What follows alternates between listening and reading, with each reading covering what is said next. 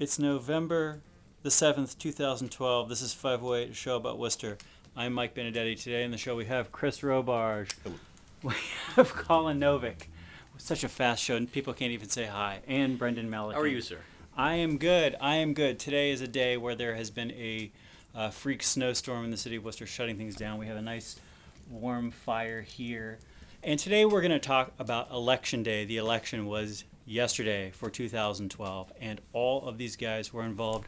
Chris was there running around from polling place to polling place as one of the people with the Voter Protection Network and the ACLU. Colin was there as a warden. Brendan was there as an observer in his role as a Democratic operative. And I was just a plain voter and read a lot of stuff on Twitter yesterday. I should also preface this by saying that I've been criticized on our past voting shows for being too nice to the Tea Party, and I'm going to commit this sin again today. Out of sympathy for all of the grieving Tea Partiers who are watching this, you'll notice that today's panel is completely made up of white men. We do it for you. Chris, how did Election Day go? Now, during the primary, there was a lot of allegations of voter intimidation. There's this Tea Party group, Activate Worcester, that before the primary was complaining about the fact that poor people were being registered to vote in Worcester. Oh, the horror. And then on primary day, seemed to be doing some things that people certainly interpreted as being voter intimidation. This wasn't happening yesterday. No. There was definitely a market difference yesterday. Okay.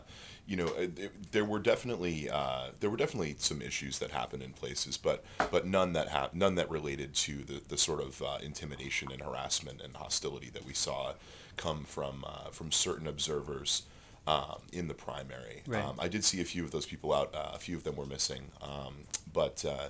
The city seemed to their credit, really do a good job making sure that the rules were clear to both the observers and the elections officials. I think that having people, set in a good, well-designated physical cordon helped, and I think also having a lot of observers, both from our group and also from the various candidate organizations, helped to make sure that there were people there who could identify someone who was getting a little out of hand, and make sure that if the poll workers needed someone to sort of initiate something happening about that they could be the people to do it.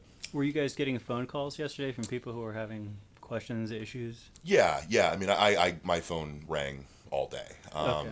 but it was more the sorts of issues around. I said the last time I was on the show that, to me, the single biggest suppressor of voters in the city of Worcester is the inactive list. And again, yesterday, that was the biggest problem. Yeah. It's just people getting bogged down by having to do this form, and people getting, told that they needed to cast provisionals, or getting told that they needed to leave and go get something. And it was a lot of that kind of stuff. It was there were a number of issues, but very few of them related to observers. The guy in front of me the guy in the line in front of me was on the inactive list. He was Yeah. completely flummoxed by this. He's one of these guys who's like, I've been voting for 20 years. I've lived in this building, the exact same building for 20 years. Yeah, it's interesting. I was on the list in September, and I vote all the time. So, I didn't get a city census, so I didn't send it back, and that's all it takes apparently. Was there anything fun or crazy going on Election Day? Yeah, I mean there was all sorts of things. I mean, I think we'll probably wind up talking about some of the more specific issues, but I mean it was a host of different things, but most of it involved issues with people that should have been given a certain kind of ballot that weren't, or people that were being told to go somewhere else without the city, without the elections workers. Hold on. My phone is ringing. Sure. It's Bruce the Snow Ghost Russell. Do you want to be on a television show talking about the election? Okay, I'm gonna right now. Should I call you back? I'm gonna put you on speaker. Ladies and gentlemen, Bruce the Snow Ghost Russell, here in his small Google form. Bruce, you just chime in if you got anything to say. All right? What's that? Just chime in if you have anything to say. Chris Robarge was saying something though. Okay. Yeah. Sorry. No, it's okay. Do you have any idea what you were saying? Very little, but I'm just gonna charge on All anyway. Yeah, I think I was talking about the issues with folks being told or being redirected to other places Right. without somebody actually looking them up to see where they were supposed to vote. That happened a lot, particularly in the sixes, so up at Providence Street, 6-1, 6-2, 6-3. But I mean, overall, I thought that the day went well, given the turnout and given the staffing that's available. I thought that everybody tried to do the best that they could for the most part, and we didn't have. There might have been issues, there might have been confusion, but what I didn't see was the intimidation and suppression that we saw last time, and that was a big improvement. That's awesome. Colin, I want to switch over to you. You were a warden? Yes. Do you, 9-1. do you have like a uniform or a badge when you're a warden? You're given a small paper sticker that goes onto your clothing. However, if your clothes are made of natural materials, it will fall off. It only sticks to polyester materials. That's awesome. So the warden, you were telling me earlier, the warden is a paid position from that the city pays you to do. That's right. For one day and one day only, you get to be the city's employee running a polling place in a random location, probably in a somewhat not so well heated location with lots and lots of people coming and complaining all day. It's a beautiful thing. And what was your election day like? It was busy. For instance, you get there at 6 o'clock in the morning. You were we should also say where you were. Temple Emmanuel. Okay. Temple Emmanuel, over on the left, 9-1. But yeah, you get there at 6 o'clock in the morning to set up. Somewhere around 7 o'clock in the evening, you realize, wait a minute, I don't think I actually had a lunch or dinner break. I'm not sure I hit the bathroom. It was that kind of day. It was insane. It was straight out. It was constant. People with voter certificates, with eyes. It was provisional voters. It was people trying to figure out where they really needed to vote. There's a foyer, and most Worcester voters honestly have no freaking clue what warden precinct they're part of. The only people who know warden precinct are the insiders, the people who are the policy guys. The people who Everyone are probably else, working the they polls. know the building if they're lucky, but there's redistricting. Yes. So they show up at the building, and then there are 3 polling places there. And there are like 3 lines, and each line could be half an hour to an hour and a half, and they have no idea what they're supposed to do. No clue. So you end up having people go out with books all day long, and just one by one going down the room and saying, what street, what number, that line, what street, what number. This is like when you're in line for a flight, and they're like, if you're going to Helsinki on the next flight, move over here. Yeah, and so it was kind of funny. What ended up happening is the backup was 9-2. So you'd go out in the room and you're like, if you have any idea that you are 9-1 or 9-3, you don't need to do this. There's no waiting, no suffering. Just get out of this line. And everybody's like, but does anyone know where they're supposed to be? And there's this quiet. And you're like, all right, if you don't know, raise your hand. And then the whole line raises their hand. And you're like, oh. So anyway. So yeah, a lot of the day was processing people, making people show up where they're supposed to be. Mm-hmm. Mm-hmm. Was it busier than? This was insane. No? This was insane. This was even bigger than other presidential elections that we've had. People were turning up in huge droves. There was no quiet time. There was no downtime. It just kept going all the time. The volume was always there. It was insane. It was pretty insane. Our polling place alone had, I think, 1,538 people. We're one of 3 there. I'm suspicious we may have even been the light one. There was just a lot of people coming in and out of that building. It's pretty awesome. I on this show in the past, I've talked about my mixed feelings about voting, and I did vote in this election. But I have to say, despite my mixed feelings about voting, I think it's pretty sweet that you go in there, and if there's a problem, it seems like one of the default reactions is always just cast a provisional ballot. I mean, am I right about this? No, because the provisional ballot is the most painful process you've ever gone through in your life. What's the last thing you want is for them to have to do the provisional, because the provisional is like this long form. It's extra pieces of paper. You're taping things together. It's a whole different process. If you can figure out where they really need to be, you want them to do that. And a voter certificate is just 4 lines, man. Just 4 lines. We can get you through this. Just bear with me for a second. But the provisional thing, you gotta hunker down. You gotta take time. And because remember, you only got 6 staff people manning all these hundreds of people coming and going. Wait, who are the 6 staff people? You got 2 inspectors on the way in, 2 inspectors on the way out, and then you got a clerk and a warden. So the people, because let me go through this, because I feel like it's always kind of a customer service disaster whenever I'm at the polling place. So I want to understand this. You go in there, and you're just sort of looking around, and there's no signs, no labels, no indication of what you should do. Then you need to go to a different polling place, baby. Because we have signs. We've got process. We got lines. There's no nothing. Eventually, you just sort of Quality you control. sort of Quality drift control. over to the nearest person, and if it's the wrong person, they yell at you, and you go to the right person eventually, and then they give you a ballot. There's those two guys at the beginning giving you the ballot, and then there's those two guys at the end who, like, when you're ready to leave, say like, okay, we verify you've left. We didn't have time to. We had to actually find ways to cram time to count ballots. It was so busy that the process of actually double checking the sealed packets was actually testing the amount of staff we had available. So we would start to run low, and we'd have to Wait a scramble. second. What are the sealed packets? So all the ballots come in sealed packs of 100. Okay. But you can't assume it's 100. You got to count that it's 100. Oh. But if you've got everybody running flat out, who's the person who's supposed to sit there and count 200 ballots, 100 of page 1, 100 of page and 2, the 2 pages. and how fast you possibly can do it? And that means you're a man down while that's happening. You know, the last time we were talking about this, and we were talking about the 2 pages, we were taking bets on how many ballots would be screwed up, because there were actually 2 physical sheets of paper this year because of all the stuff on there. You know, did it work people well? were stunned that they were covered in words, and it was this maze of different languages, but nobody had any problem with 2 pieces of paper, and nobody had any problem getting them in the box. It was this moment of shock when they look at the ballot and they're like, you got to be kidding me. But after that, everything was cool. So there weren't problems with that. Nope. The only time we have a little bit of a glitch is if the absentee voter doesn't give us page 2 because they don't care about pot, then we have to figure out how to account for that at the end of the day. Okay. Did you guys have a lot of people that were not voting on the second one? We're not voting on question 3 on page 2. I would say that we had a fair number of those, but not a huge number. Yeah. I mean, out of 1,500 plus, I'm talking maybe 30 blanks. Okay, Because yeah. what the problem is if you don't vote, Yeah. the machine won't take it. So if you have no opinion, yes or no on 3, and it's the only thing on page 2, the machine simply cannot take it in. It can only do, it's a 0-1.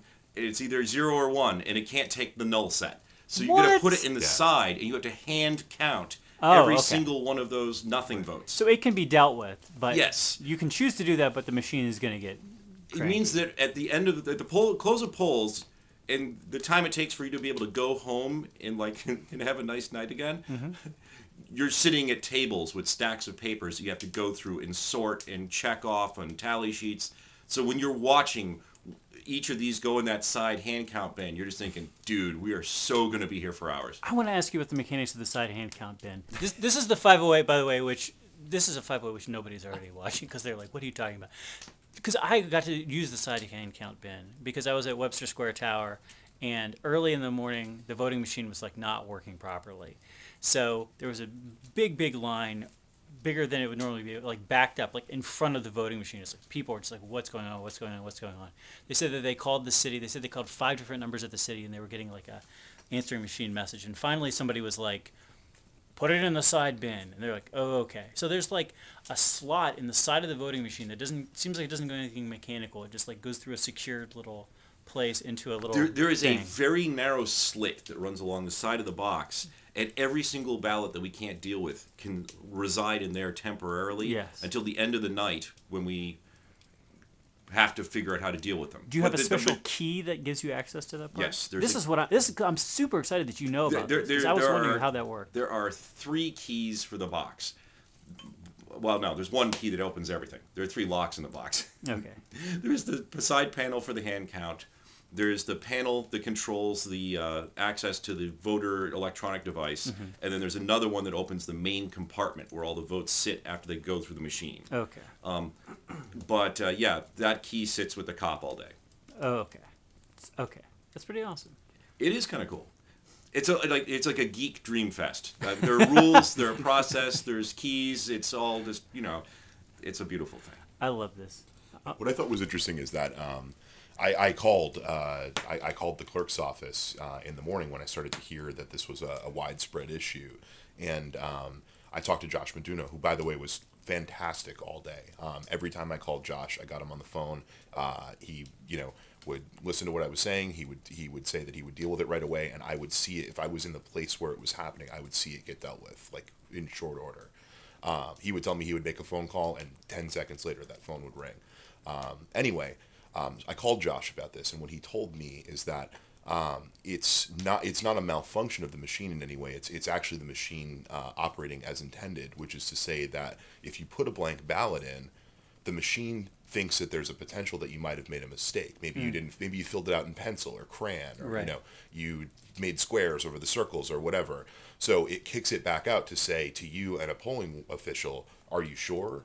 And that's kind of why it's supposed to do that. But Okay. it was an interesting problem to see. I had never seen as many blank ballots, just because we don't usually have two, and we don't usually have this giant second page of text with like two little bubbles somewhere on It it. actually makes a lot of sense logically, where if there's plenty of cases where you would no vote on or leave blank a particular race, but typically, as you said, with a one-page ballot, if you were going to no vote or blank out the entire election, that would be staying home. You wouldn't actually right. come in just to submit a fully blank ballot. Though that does happen. It You will does- have principled people, who one or want two, to cast a ballot, who will right. come in to cast the ballot and vote for absolutely no one. And being the charming, nice man that you are, you just slide it in the side and say, "Have a good day, folks." That's right. Thank you This for one coming. was odd, where we had the second page that it was a controversial ballot question. They probably should have put question 1 on the second page and put question 3 on the first page, since question 1, both sides were actually telling people not to vote on it anyways prior to the election taking place because of a settlement issue on the question. We had kind of the opposite issue at the polling place that I was at, where we had significant number of relatively young people who, when they were handed their 2-page ballot, they would say, "Oh no, I'm only here to vote on question 3," and try and give Whoa. back page 1. I don't need any politicians, man. What do you think? Who do you think I am? Just need my medical weed. There was all these. It was My back! No, it was actually very healthy young college students who were coming in taking great pride in that question 3 was there and wanted to make sure that they were coming in to vote on that. And in many cases, they were just indifferent on the actual races. They And, don't know the locals. well, what was funny, we were able to, in some cases, identify because, going at the end of the night, looking back on write-ins, and looking over the shoulder as they were counting write-ins, you could almost match up the number of ballots where you had a yes on question 3, and then over here you had a full blank slate, and then Donald Duck was written in for registered deeds or what have you. Yes. Right? Jello Biafra, I think, got 3 votes at 8-1 yesterday, which was amazing because I had to explain to all the wardens who Jello Biafra actually was, and it became just Did they have his correct street address? no, they did not have his correct residency, and I'm not sure how that's going to be dealt with long term in terms of accounting. I but- believe other is the Other category that will is- be used for that. How do you? So I actually did a write-in for this election. The race you between are one John of those people Benenda. that drive me nuts. Who ran against John Benenda?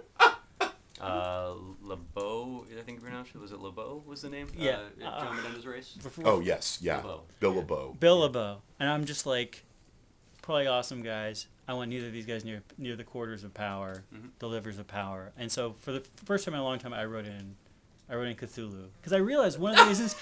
This is an old joke, right? It's like when you're tired of voting for the lesser of two evils, and I realized explaining to somebody some of my concerns with voting, it's that I want to vote for somebody who I'm excited about. Voting for the lesser of two evils is like against what I think is my personal philosophy, which is go big or go home. Well, see, in my case, I want to vote for somebody who's seriously evil if I'm going to vote for somebody who's evil. And it's very similar to my case, where at 9:30 at night, I'm trying to explain to a group of 80-year-old women who the dead Kennedys are. You probably at your polling place had. And you're some, like, Holiday in Cambodia. You probably had some young person who's now trying to explain Lovecraft to a bunch of 80-year-old women who are just like, but we just want to go home. We've been here for 18 hours now. Possibly so thank you for that. Possibly it invoked Mighty Cthulhu, and the Webster Square I Towers are actually now wanted gone. to touch on a couple of things. You'd asked Colin about turnout, and I didn't see any hard number come out of Worcester in terms of the overall bump in votes, but I saw Boston today reported that Boston was reporting 65% above 2008 turnout, which is kind of, for all the cynics and naysayers out there, Americans just don't care about voting anymore. To get 65% higher turnout than we had in 2008, that's almost like inventing people.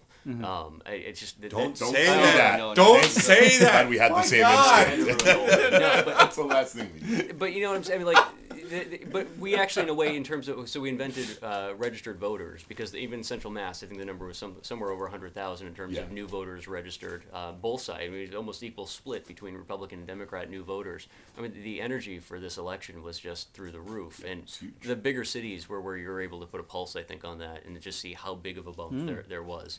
The polling place I was at, I think in 2000, and it was 8-1 down Meade Street in Spectral Services. They had somewhere around 390 voters total in 2008. And yesterday they had 772.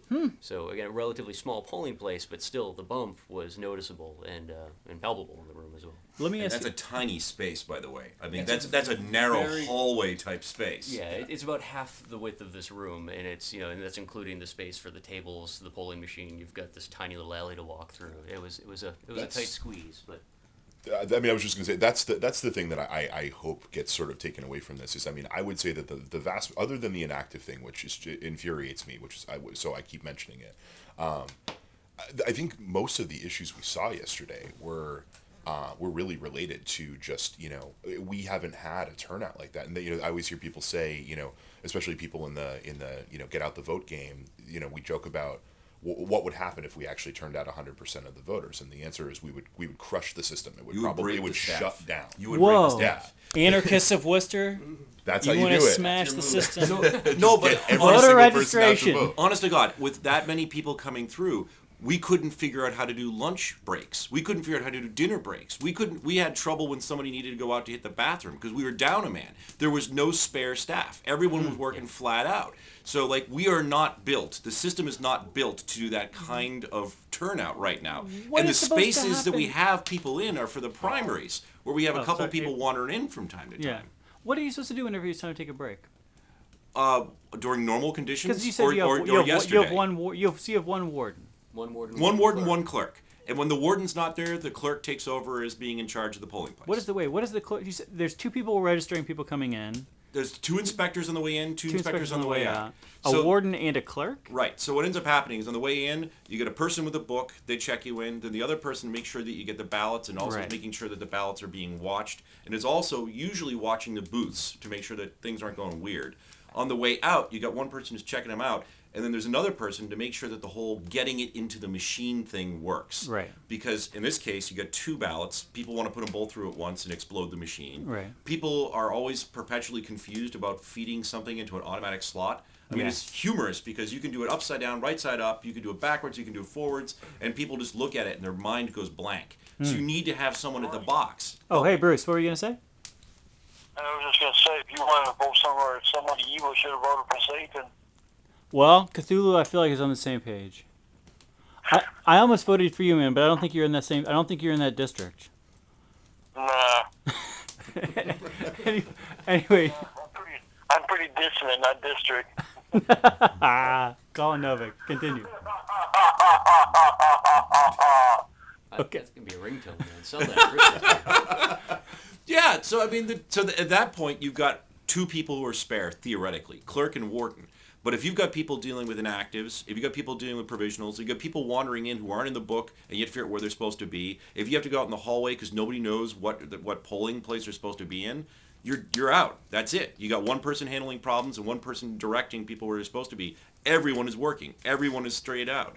And then you have to occasionally do things like count ballots. Right. So yeah, it's just crazy, and it's okay when it's quiet because you can have someone double up. But if it's straight out, there's no one to double. I want to ask Especially you. with absentee ballots where they need to be processed throughout the day as you have downtime and whatnot. Absentee ballots. Usually we get a pack, 20 ballots, right? They give us a freaking box stuffed all the way across. And we're like, oh, usually we'll just wait for a dead period and do them. There was no dead period. Right. So if you have a line of 30 people, are you going to cut them off to do an absentee ballot? No, you can't. Everybody, just hold tight. I need like 10 minutes here. So at the end of the night, when we close out and we get all the voters done, we're just, as staff, going through one after the other, after the other, after the other, just banging out the absentee ballots and getting them in the box. Although, turns out the absentee ballots usually don't want to go in the box. But that's a different story. Nah. I want to totally just ask you a customer service or give you a customer feedback question. Who decides where the tables go in the polling place? The warden.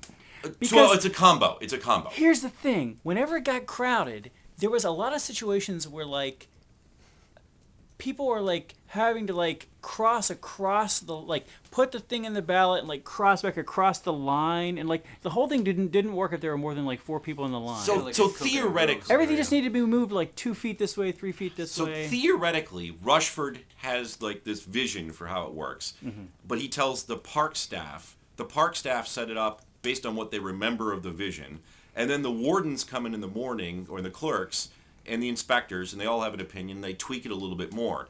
So it's like a whole lot of cooks, and depending, like the final person is the clerk and the warden.